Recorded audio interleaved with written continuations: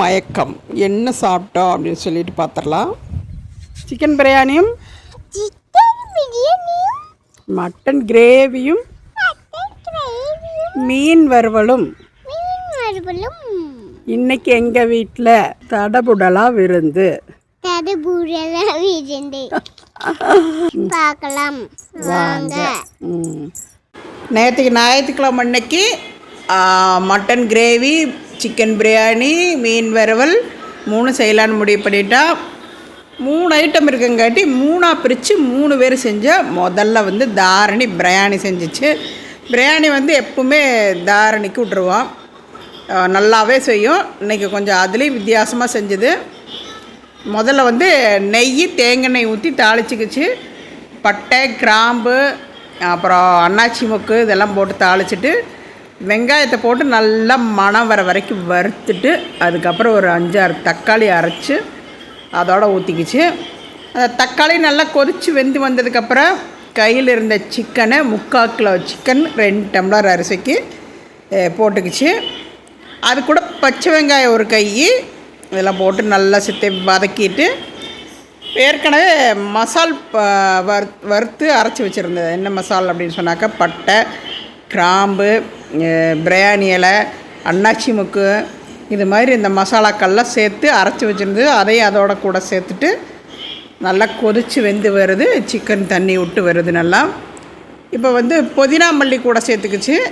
இதோட ஒன்று கூட சேர்த்துது பாருங்களேன், வெண்ணெய் 3 ஸ்பூன் வெண்ணெய் கூட சேர்த்துக்குச்சு. காரத்துக்கு மிளகாய்த்தூள் காரம் அப்படியே ரொம்ப சுருன்னு இல்லாமல் சப்புன்னு இல்லாமல் அளவான காரம் போட்டுக்குச்சு.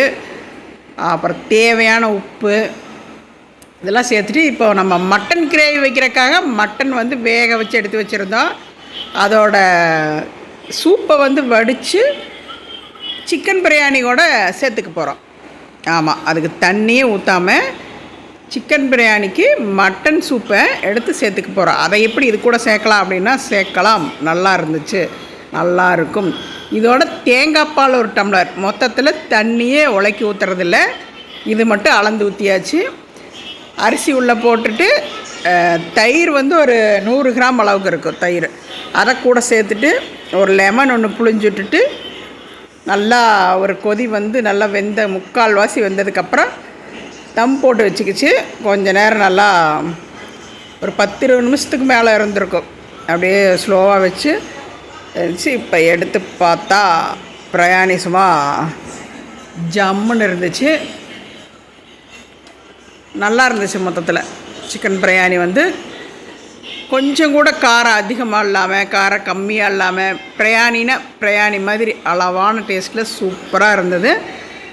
மீன் வறுவல், மட்டன் கிரேவி வீடியோ போட முடியல, போட்டால் ரொம்ப லென்த்தாக போயிடும். அப்புறம் எல்லாத்துக்கும் சாப்பாடை போட்டு சாப்பிட்ருக்கோம். அதாவது வெயிலுக்கு வாரம் ஃபுல்லாக என்னென்ன கூலிங்காக சாப்பிட்றோமோ சாப்பிட்டாச்சு, சளி பிடிச்சாச்சு. அப்புறம் இந்த மாதிரியும் ஒரு டைம் எடுத்தாச்சு. அது மாதிரி நம்ம உடம்புக்கு தகுந்த மாதிரி மாறிக்கணும். மீன் வறுவலுமே சூப்பராக வந்திருந்தது, நல்லா